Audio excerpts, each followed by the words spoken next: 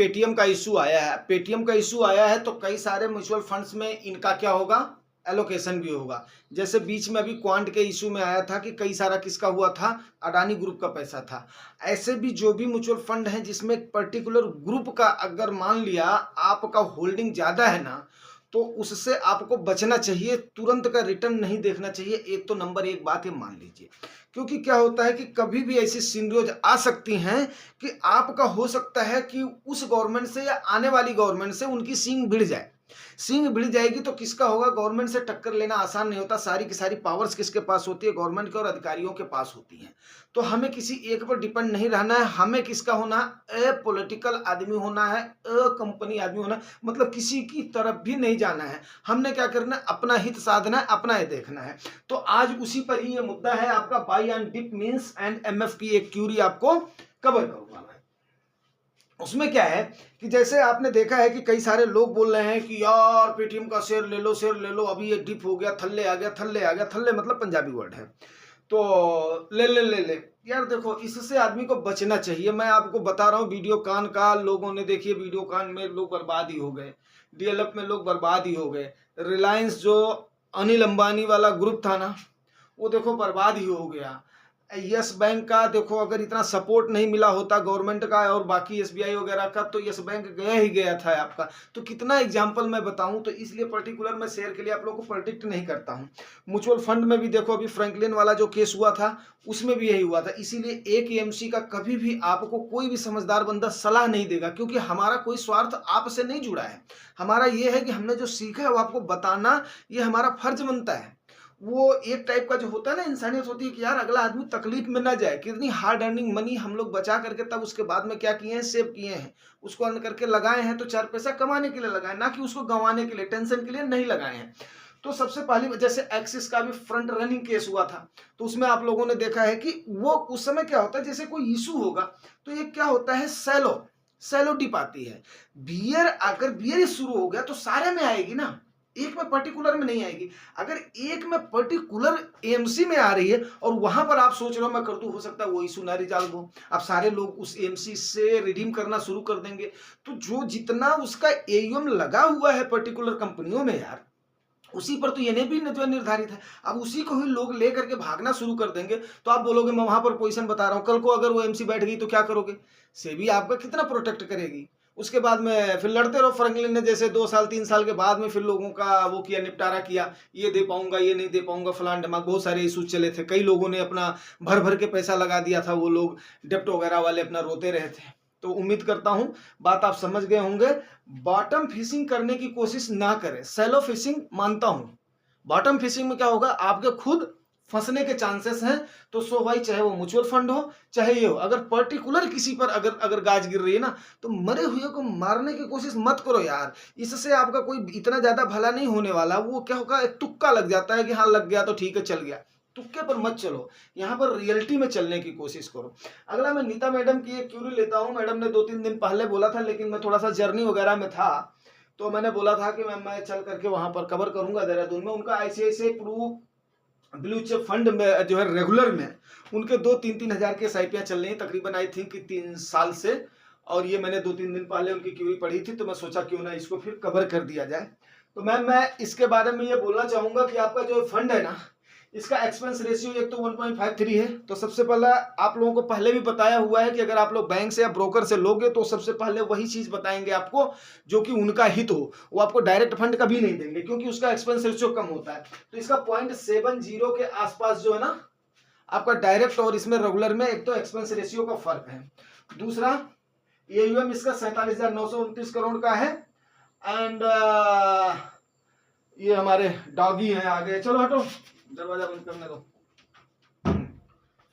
अच्छा, और ये आपका इसने लॉन्च से इसने दिया है 15.23% आपका क्या नाम है रिटर्न दिया है। एग्जिट लोड इसका अगर 1 साल के अंदर आप इसको रिडीम करते हैं तो 1% का एग्जिट लोड है। और प्लस आपको, आप जानते ही हैं कि अगर 1 साल के अंदर में आप अगर निकालते हैं या अपना पैसा स्विच करते हैं या अपना पैसा रिडीम करते हैं तो 15% का आपको लॉन्ग टर्म का क्या लग जाता है, अरे सॉरी, शॉर्ट टर्म का क्या लग जाता है, कैपिटल गेन लग जाता है, एसटीसीजी जिसको बोलते हैं। 2 टाइप के होते हैं ना टैक्स होते हैं।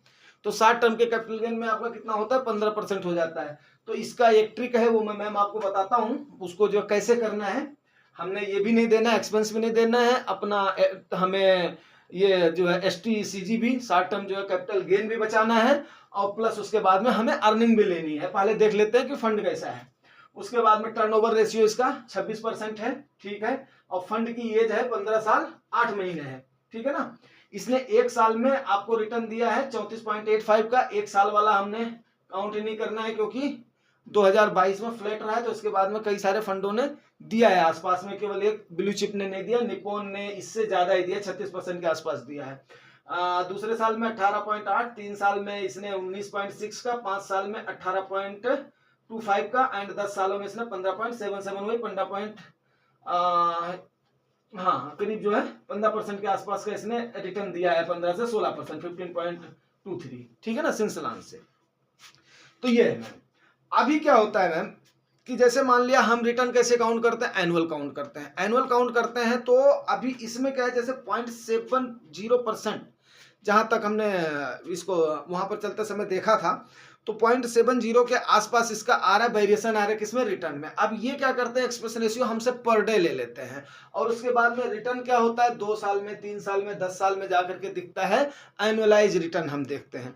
तो यहाँ पर एक तो ये इशू आ जाता है कि हर दिन हम क्या करते हैं, जितना ही एक्युमुलेशन आपका ऐड होता जाएगा उसी हिसाब से क्या करेंगे, एक्सपेंस रेशियो लेते जाएंगे। तो जाहिर सी बात है 0.70 की जो पर डे की आपकी अर्निंग है ना, उस पर आपकी कंपाउंडिंग नहीं लगेगी। तो वो जो होता है ना, जब हमारा करीब 10 लाख 20 लाख रुपए एक फंड में हो जाता है, फिर जब हमारे पास करोड़ों का एक्युमुलेशन हो जाता है, तो वहां पर 0.5 का भी मायने रखता है, 0.1 का भी मायने रखता है। ऐसे शुरू शुरू में तो लगता है यार 1% का क्या लेना देना है, लेकिन आप 1% का सोचिए, अगर 0.70% है आपका 1 CR अगर जो है फंड हो गया और सारे फंडों में रेगुलर हो गया, तो आप 70,000 रुपए हर साल क्या करेंगी, एक्स्ट्रा इनको देंगी, ठीक है ना।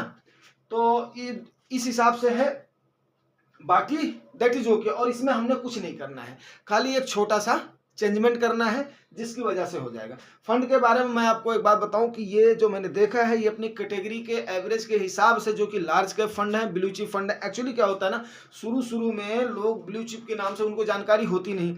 ब्लू चिप मीन्स वही हो गया कि ब्लू चिप में लोग सोचते हैं अरे यार ब्लू चिप नाम है तो इसमें क्या है, और बड़ी भारी ब्लू चिप कंपनियों में लगा होगा। नहीं, ऐसा कुछ भी नहीं है। जो आपका सेंसेक्स का 30 और निफ्टी का 50 यही कंपनियां हैं, इसमें जो लग रहा है वही आपका लार्ज कैप हो गया, वही आपका ब्लू चिप हो गया, वही आपकी ये होंगी। अब इसमें मैक्सिमम आपका पैसा किस में लगा है, लार्ज कैप में ही लगा है। और लार्ज कैप का आप लोगों को पता है कि इसके ग्रोथ के चांसेस थोड़े से स्लो होते हैं, बट ये एक डिकेड में जरूर ये देते हैं। और तकरीबन इतना परसेंट आपको 15% अगर दिया है तो क्वाइट ओके, मैं उसकी बुराई नहीं करूंगा। 10 सालों में अगर 15% इसने रिटर्न दिया है, 5 सालों में 18% दिया है, लेकिन अगले 5 साल में कुछ कहा नहीं जा सकता। अगला 3 साल 5 साल जो ये दिख रहा है ना, ये जो है कोविड के टाइम की वजह से दिख रहा है ये, क्योंकि कोविड के टाइम पर क्या हुआ, सेलो हो गई है, और सेलो के बाद में जब उठती है तो उसके बाद में दिखती है। अगले 10 सालों में अगर कोई ऐसा सिनेरियो नहीं आया तो फिर चांसेस कम से कम है। तो हमने वो भी सोच करके चलना, क्योंकि हिस्ट्री पर हमने जाना है। अब मैम हम देखते हैं कि आपने करना क्या है। आपने करना यह है कि ठीक है फंड इज ओके, लेकिन 2 जो SIP चल रही है उसमें से एक SIP आपने क्या करना है मैम, स्टॉप कर देनी है। एक SIP इसलिए स्टॉप कर देनी है कि मेरे हिसाब से अगर आपका जहां तक मुझे याद है 15,000 का आपने बताया था, तो 3,000 रुपया आपका लार्ज कैप में इनफ है, ठीक है ना। 4 से 5 फंड हमने करना है तो 3,000 रुपये एनफ है। 6,000 रुपए की अगर 2 SIP चल रही है तो ये ज्यादा है। तो एक को आप क्या करें, जो यहाँ पर जो आप उसकी ICICI की ना MF लॉगिन को खोलेंगी, तो उसके लेफ्ट साइड में उसके कई सारे आ जाएंगे, वहीं पर ये कॉलम आएगा make a transaction. Make a transaction आपने क्लिक करना, वहीं पर ट्रांजेक्शन हिस्ट्री आ जाएगा, वहीं पर आपका जो कई सारी चीजें आ जाती है लेफ्ट साइड में, तो उसी में ही एक कॉलम आएगा मेक ए ट्रांजेक्शन। उसमें आपने क्या करना है, उसमें कई सारी चीजें, जब उस पर आप क्लिक करेंगे उसमें कई सारी चीजें आपको दिख जाएंगी। कुछ जैसे मैं बताऊंगा, फेवरेट ये आ जाएगा, फेवरेट आ जाता है, परचेज आ जाता है, SIP आ जाता है, रिडीम आ जाता है, कैंसिल SIP आ जाता है, स्विच आ जाता है, ऐसे एक्सेट्रा करके कई सारी चीजें वहां पर आ जाती हैं। तो वहां पे आपने क्या करना है, स्विच का ऑप्शन क्लिक करना है। स्विच का ऑप्शन क्लिक करने के बाद में मैम, अरे यार बैठो, क्या हो गया। स्विच का ऑप्शन क्लिक करने के बाद में आपको इसको कुछ नहीं करना है, रेगुलर से आपको स्विच कर देना है कहां पे, डायरेक्ट में, वहीं पर ही उसका ऑप्शन आ जाएगा, ठीक है ना। इसी फंड के डायरेक्ट में आपको स्विच कर देना है, जहां पे आपका रेगुलर आएगा ना वहां पे डायरेक्ट ग्रोथ आ जाएगा, वो आपने कर दिया। लेकिन इसमें आपका ध्यान देने वाली चीज क्या है, जैसे आपका हर इन्वेस्टमेंट जो है ना, आपका एक सवाल था कि कंपाउंडिंग पर इफेक्ट पड़ेगा सर कि नहीं, तो वो मैं आपको बता रहा हूं। आपको उस समय थोड़ा सा ट्रिक अपनाना है कि जैसे आपने उसको स्विच किया, तो स्विच करने के बाद में हर जो ट्रांजैक्शन होता है ना, हर ट्रांजैक्शन को फ्रेश ट्रांजैक्शन माना जाता है इसकी भाषा में। तो आपका जो लेटेस्ट 12 महीने पहले का ट्रांजैक्शन हुआ था, वो आपका खाली क्या है, फ्री हुआ है, किससे, 1% के एग्जिस्ट लोड से फ्री हुआ है, ध्यान रखिएगा मेरी बात को। और आपके जो एसटीसीजी का टैक्स है ना, उसके 15% से वो फ्री हुआ है। तो आप इतना खाली करिएगा कि 12×3=36 और तकरीबन मेरा मान करके चलिए कि 40,000 के आसपास अगर आपका इतना हुआ है, 1 साल हुआ है, तकरीबन आपने बताया 3 साल बताया, तो ज्यादा हुआ होगा, 1 लाख से ऊपर हुआ होगा, तो आप 40 उसमें आ जाएगा, अमाउंट आ जाएगा, कितना अमाउंट आपने स्विच करना है, ठीक है। तो आप उसके बाद में उससे क्या करेंगे, उतने अमाउंट को तकरीबन 40,000 के आसपास अमाउंट को छोड़ देंगे आप, जितना 1 साल का इंटरेस्ट और प्लस 1 साल का जितना इंस्टॉलमेंट गया होगा उसको छोड़ करके बाकी अमाउंट को क्या करेंगे, आप स्विच कर देंगे।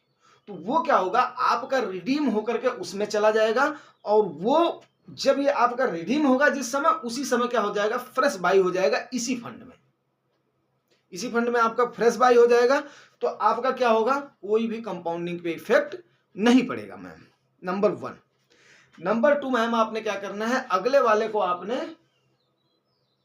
क्या कर देना है, उसको कैंसिल कर देना है, अगली एसआईपी को, एक को आपने रख देना है, दूसरे को कैंसिल कर देना है, बट उसको रिडीम नहीं करना है, रिडीम नहीं करना है, आपने कैंसिल कर दिया। तो उसके बाद में जो भी मार्केट चलती रहेगी उस पर आपका क्या होगा कि अगले महीने 15 दिन में वो आपको डेट दे देगा, जैसे आप जब करेंगे। कोई दिक्कत आएगा तो आप चाहे कमेंट करेंगे तो मैं बता दूंगा, नहीं तो इसकी आप एमसी में भी बात कर सकते हैं, कोई दिक्कत नहीं है, ठीक है ना। एमसी में बात करने से वो क्या करेंगे, आपको अपना रोकने की कोशिश करेंगे, बट ऐसा करते हैं।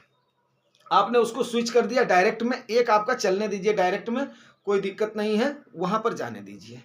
इसको भी आप चाहें तो डायरेक्ट में स्विच कर सकती हैं, लेकिन एसआईपी का अमाउंट अगर 3 ही रखेंगे तो मेरे हिसाब से ठीक है, क्योंकि सारा सारा लार्ज कैप में डालना, अभी ये 6 दूनी 12, आपका ये मान करके चलिए कि तकरीबन 1/3 तो आपका इसी में हो गया, थोड़ा सा और बढ़ जाए जो है 1,500 बढ़ जाए तो हाफ पोर्शन जो है लार्ज कैप में हो गया, तो फिर उसके बाद में कैपिटल अक्यूमुलेशन में थोड़ा सा बाद में प्रॉब्लम आ जाएगी, ठीक है मैम।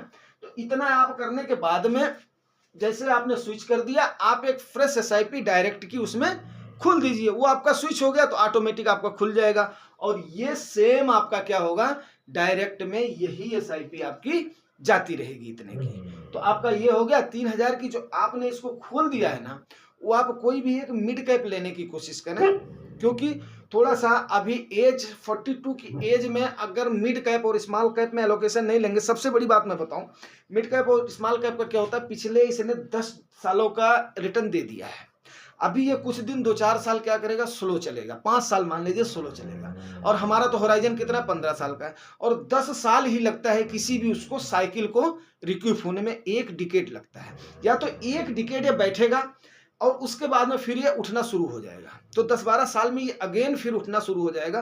तो मिड कैप और इसमें लार्ज कैप में काफ़ी सारी अपॉर्चुनिटीज हैं, बीच में 2-3 साल ये बैठेगा फिर रिटर्न देना शुरू कर देगा। तो उम्मीद करते हैं कि अभी जो है 42 और 15 57, तो काफ़ी सारा एक्युमुलेशन हो जाएगा अगर उसके बनस्पत यहाँ पे मिड कैप और स्मॉल कैप में करते हैं तो पहले आप स्विच की प्रक्रिया करिए, उसके बाद में फिर देखते हैं। फिर उसके बाद में अगला फंड, एक जो है मिड कैप बढ़िया सा, एक स्मॉल कैप बढ़िया सा ले लेंगी, एक आप फ्लेक्सी कैप ले लेंगी, तो अच्छा खासा आपका पोर्टफोलियो तैयार हो जाएगा, डाइवर्सिफाइड पोर्टफोलियो हो जाएगा, और आपका एक्युमुलेशन अच्छा खासा हो जाएगा। मैम उम्मीद करता हूँ आप लोगों को जानकारी अच्छी लगी होगी, अगर अच्छी लगी है तो रिवार्ड जरूर करना, रिवार्ड आपको पता है, लाइक से सब्सक्राइब। Thank you.